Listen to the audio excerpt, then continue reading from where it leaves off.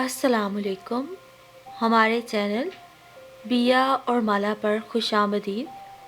अगर आप हमारे इस चैनल पर पहली दफ़ा आए हैं या आपने अभी तक सब्सक्राइब नहीं किया तो बिया और माला को सब्सक्राइब करना ना भूलिए। भाप उड़ाता गर्मा गर्म कॉफ़ी का मग चंद लम्हे पहले ही बीवी मेज़ पर रख कर गई थी। दिसंबर के आखिर सर्द दिन चल रहे थे। खुली हुई खिड़की से ठंडी हवा का झोंका पर्दे से इटकेलियाँ करता हुआ बिला इजाज़त अचानक ही यूं कमरे में दाखिल हुआ जैसे आज से ठीक 15 वर्ष पहले मोमिना उसकी ज़िंदगी में दाखिल हुई थी। खूबसूरत और तरहदार मोमिना, वो भी दिसंबर की एक भीगती शाम थी जब उसने मोमिना से इजहार मोहब्बत किया था।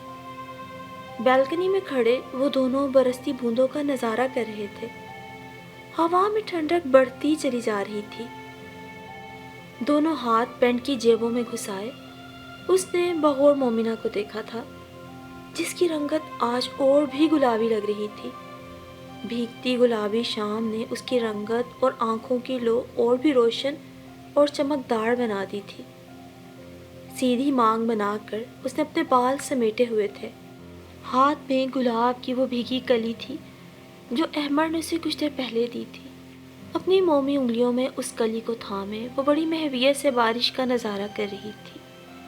मोमिना, मुझे तुमसे मोहब्बत हो गई है, अहमद अचानक ही बोला था। जानती हूँ, मोमिना ने चंद लम्हों बाद बड़े सुकून से जवाब दिया था। तुम कैसे?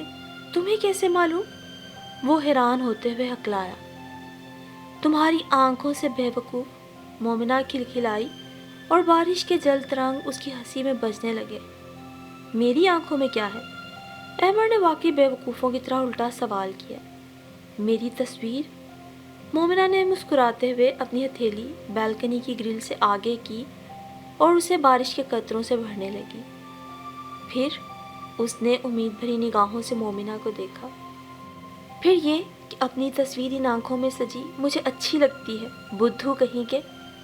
मोमिना ने शरारत से अपनी हथेलियों के कटोरे में जमा पानी उसके चेहरे पे फेंका और हंसी के जल तरंग बजाती हुई भाग खड़ी हुई। ये क्या? आपने अभी तक कॉफ़ी नहीं पी? कब की ठंडी हो गई? साहर मगले ने कमरे में आई तो हैरानी से कहने लगी। अहमद जो माजी की यादों में गुम था चौंक पड़ा और बेख्तियार मग उठा लिया। अभी पी लेता हूँ। उसने ठंडी होकर बदमज़ा हो जाने वाली कॉफ़ी का घूंट भरा। लाएं लाएं, ये मुझे दे दे, मैं गर्म कॉफ़ी लाकर देती हूँ। साहर ने हमेशा की तरह एक वफादार और ख्याल रखने वाली बीवी का किरदार अदा करते हुए उसके हाथ से मग ले लिया। और ये खिड़की क्यों खोल रखी है? पूरा कमरा ठंडा हो गया है। सर्द हवा का झोंका आया तो सहर झुरझुरी लेते हुए खिड़की की तरफ बढ़ गई। खिड़की बंद करके उसने पर्दे बराबर किए और कमरे से बाहर निकल गई। मगर जाते जाते वो अहमद के लिए यादों का एक और दरीचा ज़रूर खोल गई थी। वो अहमद के बड़े भाई उस्मान की शादी थी और मोमिना तो जैसे उनके घर का फ़र्द बनी हुई थी। लगता ही नहीं था कि वो लोग इस घर में किराएदार हैं। हर रोज़ वो एक नए रूप में जलवागर होती और अहमद के दिल का करार लूट ले जाती। वलीमे वाले दिन भी मोतिया लिबास में कलाइयों में फूल सजाए वो मोतिये के फूल की मानिंद ही नरमो नाजुक सी महक रही थी। उन दिनों दिल का आलम ही कुछ और था। दिल था कि कोई परिंदा जो आसमान की वसअतों में परवास कर रहा था, अपने ही तरंग में ऊपर ही ऊपर उड़ता चला जा रहा था। आंखें थीं कि ख्वाबों का एक जहां अपने अंदर आबाद किए हर वक्त जगमग जगमग करती रहती थी। मोमिना को देखने और बात करने के वो बहाने ढूंढता था। उन दिनों हर सुबह बड़ी खूबसूरत और हर शाम बेहद हसीन लगती थी। बस एक ही मशगला था, ख्वाब देखना और वो ख्वाब मोमिना को सुनाना, जिन्हें अपनी खूबसूरत मुस्कुराहट के साथ वो बड़ी महवियत से सुनती थी। सहर कॉफ़ी का मग दोबारा ले आई थी। अहमद के ख्यालात की रोड टूट गई। अब ठंडी मत कीजिएगा, उसने तंबीह की। احمر نے گرم گرم کافی کا مگ ہونٹوں سے لگایا۔ یہ عورت بھی کیا مخلوق ہے، وہ سوچنے لگا۔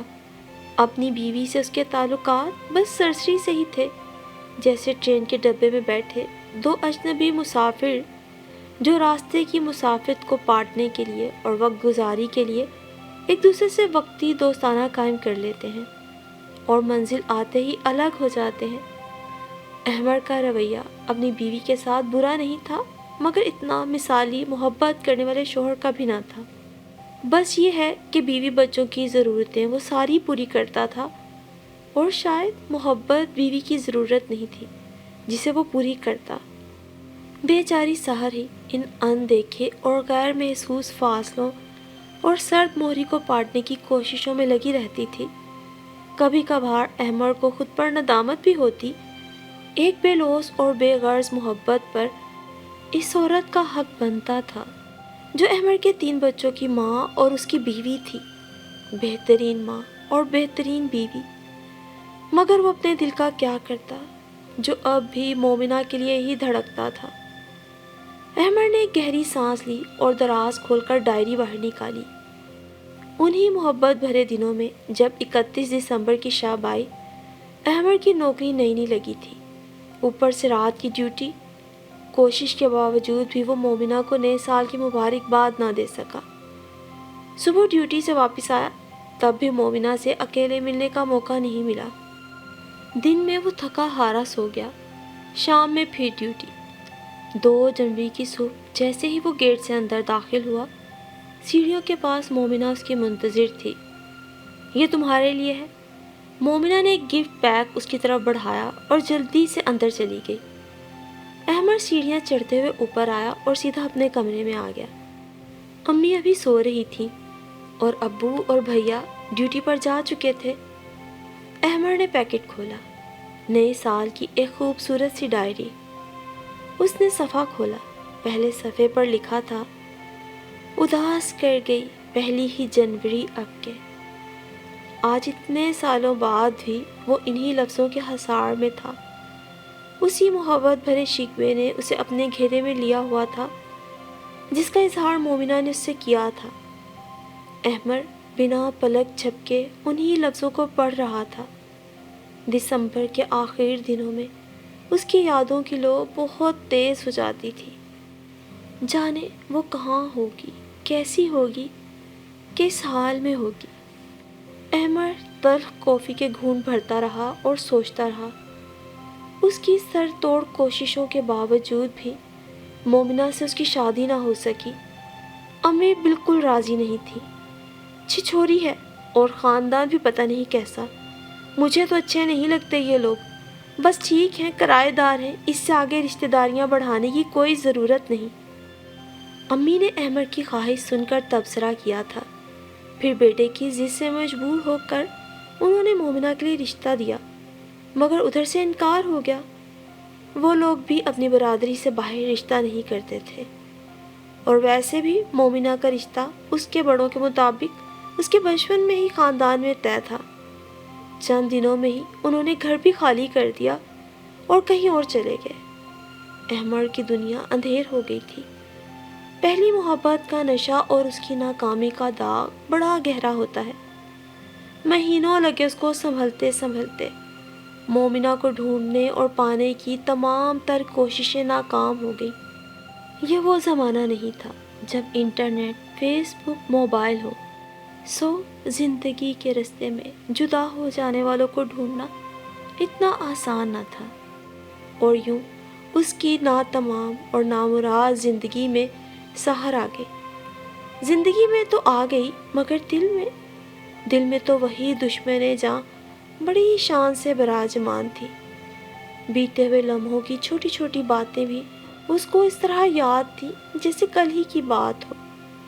احمر نے جب پہلی بار اسے سرخ دہکتا گلاب دیا اور کہا کہ یہ محبت کی علامت ہے، اس وقت مومنہ کا چہرہ خود ایک کھلا گلاب بن گیا تھا۔ اس کے لرزتے ہونٹ اور اٹھتی گرتی پلکیں، کچھ گھبرایا، کچھ شرمایا سا وجود، سب کچھ آج بھی احمر کے دل پر نقش تھا۔ آنکھ کے پردے پر ابھی وہ منظر ویسا ہی تازہ تھا۔ مبشرہ خالہ کے گھر جانا ہے اگلے ہفتے، یاد ہے کچھ؟ سحر جانے کب کمرے میں آئی تھی اور اب اونچی آواز میں اسے یاد دلا رہی تھی۔ وہ جو سرخ گلابوں کی یاد میں گم تھا ایک دم چونکا۔ ہاں ہاں ہاں، کچھ سوچتے ہوئے اسے سر ہلایا۔ تو پھر دینا کیا ہے؟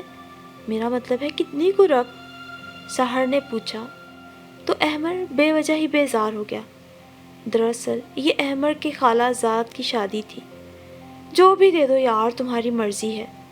ایک تو دسمبر کی اخیر سرد راتوں میں درد کی چبھن میں کچھ اور اضافہ ہو جاتا تھا، مگر اس درد میں ایک میٹھی میٹھی سی کسک بھی تھی۔ اچھا، سحر نے گہری سانس لی۔ وہ اتنے سالوں میں اپنے شوہر کے مزاج کے سبھی موسموں سے آشنا ہو گئی تھی۔ احمر کی خاموشی اور بیزاری محسوس کر کے وہ کمرے سے باہر نکل گئی۔ 31 دسمبر کی رات ہمیشہ کی طرح تقریباً ساری دنیا میں ہی ہنگامہ خیز تھی۔ ایک دنیا نئے سال کی آمد کا جشن منا رہی تھی اور احمر آج کی رات یادوں کے چراغ جلائے بیٹھا تھا۔ ان چراغوں کی لو آج اور دنوں کی نسبت بہت بلند تھی کہ پرانے سال کی گزری ساتیں اور آنے والے نئے سال کے یہی لمحات تھے جب مومنہ اس کی زندگی سے نکل کر اسے درد کے ایک نئے جہاں میں چھوڑ گئی تھی۔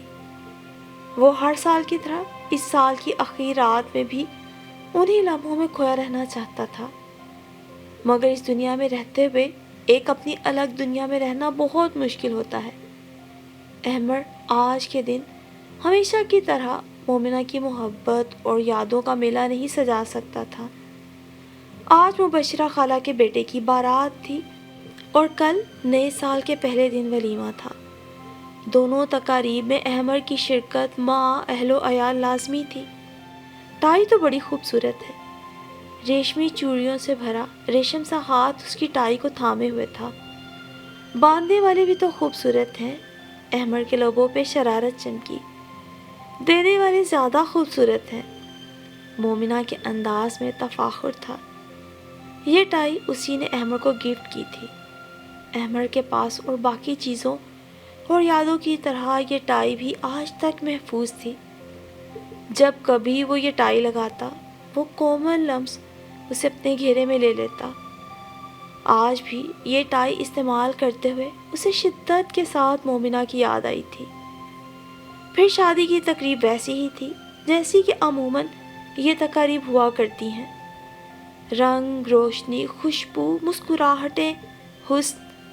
احمر بھی ایک بناوٹی مسکراہٹ چہرے پہ سجائے محفل میں شریک تھا۔ کم سے کم آج کی رات تو وہ اپنی اور مومنہ کی یادوں کے ساتھ اکیلا ہی رہنا چاہتا تھا، مگر اس وقت تو دنیا داری نبھانی تھی۔ وہ یوں ہی بے مقصد کھڑا تھا جب اچانک کسی کی مدھر ہنسی سن کر اسے بے اختیار ہی مومنہ یاد آ گئی۔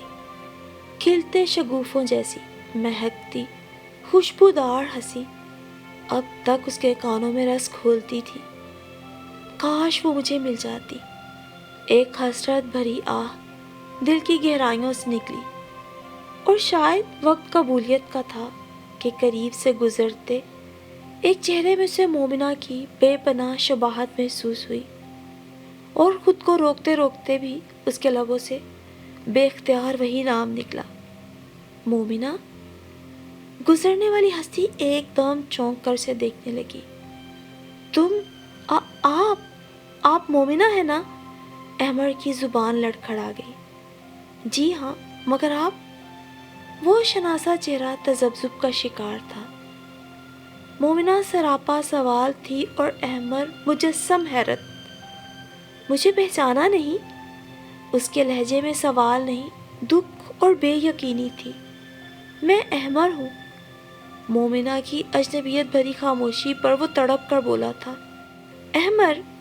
مومنہ نے اس کا نام دہرایا۔ آپ شاید ہمارے کوئی مالک مکان رہے ہوں گے۔ دراصل ہم نے کرائے کے مکانوں میں ہی عمر گزاری ہے۔ بہت عرصے بعد کوئی ملنے والا ایک دم سے ذہن میں نہیں آتا۔ مومنہ بے حد تکلف سے بول رہی تھی، اور احمر بے پناہ تکلیف سے اسے دیکھ رہا تھا۔ اچھا تو میں چلوں؟ دراصل میں اپنے بیٹے کے لیے پانی لینے آئی تھی۔ وہ اسی طرح اجنبیت چہرے پہ سجائے آگے بڑھ گئی۔ نہ جی بھر کے دیکھا، نہ کچھ بات کی، بڑی آرزو تھی ملاقات کی۔ مجھے اس ملاقات کی اتنی خواہش کیوں تھی؟ میں کیا کہنا چاہتا تھا، کیا سننا چاہتا تھا؟ احمر وہیں کھڑے کھڑے حیرت سے سوچ رہا تھا۔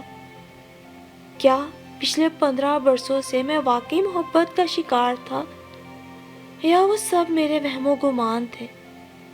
وہ اپنے خوابوں کے قلعے کو بڑی بے بسی کے ساتھ مسمار ہوتا دیکھ رہا تھا۔ ہوں گے آپ ہمارے کوئی پرانے مالک مکان؟ ہم نے ساری زندگی کرائے پر ہی گزاری ہے۔ کیا مومنہ کے لیے ہر مالک مکان اتنا ہی اہم ہوگا جتنا کہ احمر؟ تو تم نے کیا سوچا تھا؟ مومنہ کبھی زندگی میں ملی تو ان یادوں اور محبت کا اعادہ کرے گی جو کرب اور بے چینیاں تمہاری زندگی کا حصہ رہیں، انہیں خود اپنے حوالے سے بھی بیان کرے گی۔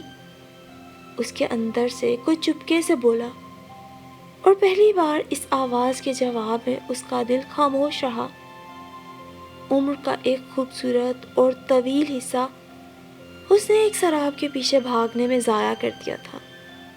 کیا تلافی کی کوئی صورت ہے؟ حسرت زدہ دل پشیمانی سے کہہ رہا تھا۔ آپ کھانا کیوں نہیں کھا رہے؟ وہ ارد گرد سے بے خبر اپنی سوچوں میں الجھا ہوا تھا جب اس کی بیوی قریب آ کر اس سے مخاطب ہوئی۔ اور شام ڈھلے ہی سہی، بھٹکا ہوا مسافر گھر پہنچ جائے تو اس کی طمانینت اور مکینوں کی خوشی کا اندازہ کون لگا سکتا ہے؟ آپ بیٹھ جائیں، میں آپ کے لیے کھانا لاتی ہوں۔ سحر ہمیشہ سے ہی اس کا بے حد خیال رکھتی تھی۔ احمر اسے جاتا دیکھ رہا تھا، جو پچھلے 15 برس سے اس سے بے لوث محبت کرتی تھی، اس کی بے لوث خدمت کر رہی تھی، اور اپنے اس اندھے پن پر وہ واقعی ندامت محسوس کر رہا تھا۔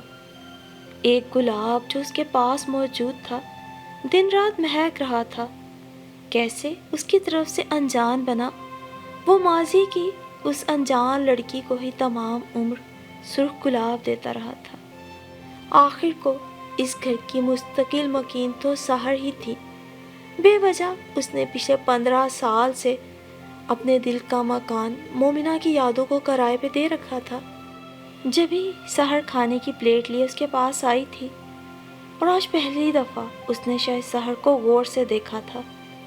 سال کی اس آخری رات اس نے تہیہ کیا تھا کہ سحر سے کی پچھلی 15 سال کی تمام زیادتیوں کا وہ ازالہ کرے گا، ان کی تلافی کرے گا، سحر کو اتنی محبت دے گا کہ یہ سرخ گلابوں جیسی لڑکی جو اس کی بے اعتنائی سے بالکل کملا کے رہ گئی ہے، پھر سے گلاب ہی کی طرح مہکے گی،